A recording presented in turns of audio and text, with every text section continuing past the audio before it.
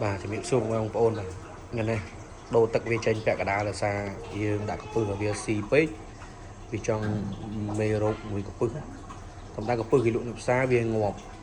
thì trong nhiều dùng pha xề rồi về đại về xì tới trong thì nhị trong trừ cái có tình tật cầu rồi về xì mà đòn người này cái này mà khăm đẹp con mà cái lốp 50,000 แล้วវាចាប់ដើមឡើងពពុះលើសកាហើយនឹងភ្នែកនៅខ្ញុំដូរវាចេញពាក់កដាលដើម្បីឲ្យវាអស់មេរោគខ្លះព្រោះយើងពូ UV នេះយើងប្រើដែរតែវាជួយបានត្រឹម 70% ទេ 30% ទេយើងត្រូវមើលវា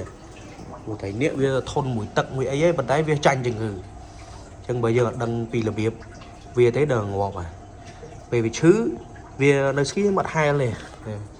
លើគាត់ចាប់ដើមដូរទឹកឲ្យពាក់កដាលទៅហើយខ្ញុំលាងចម្រោះលាងអីឡើងវិញទាំងអស់អានេះមួយខែជាង2ខែខ្ញុំលាង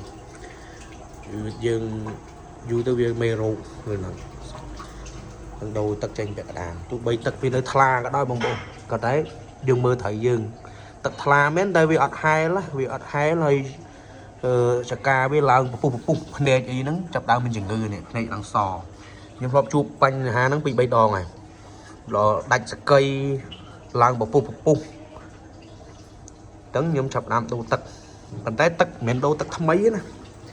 ទឹកយើងស្តុកក្នុងស្តែននៅលើបាទស្តែននៅលើខ្ញុំទុកមួយខែបាទយើងមកប្រើបើដាក់ទឹកស្អាតចូលតមានដុំគេកាត់ខ្លកាត់អីទៀតហើយខ្ញុំប្រើបុរាណធម្មជាតិទឹកស្តុកយូរវាល្អហើយនេះឈឺ2ដងហើយគឺសាមុនប៊ីសងាប់ម្ដងហើយខ្ញុំដូរទឹកហាក់តន់មិនចប់ការៈវាគឺពពុះតាមសកៃតាមសកាភ្នែកឡើងសអញ្ចឹងឈឺហើយដាក់ថ្នាំនេះក៏មិនបាត់ដែរតែបើយើងដឹងរបៀបវាយើងដូរទឹកពាក់កដាលចោលទៅគេសុខភាពវាចាប់ដើមមកវិញតែពីព្រឹកស្ទុយអត់ហែលនៅស្ងៀមឥឡូវចាប់ដើមលាងចម្រោះលាងអីទៅវាធូរវិញទៅដាក់ទឹកថ្មីចូលល្អវិញអរគុណបងប្អូនមានតែប៉ុណ្្នឹងនេះវិធីសាស្ត្រក្នុងការព្យាបាលវាអត់មានប្រើថ្នាំទេធម្មជាតិគឺដូរទឹកតែទឹកមិនមែនទឹកថ្មីណាទឹកចាស់ទឹកស្តុកណាថៃនេះប្រាក់ជាមួយនឹងថៃជាអមរៃនេះជាអមរៃយកមកប៉ិនមេប៉ិន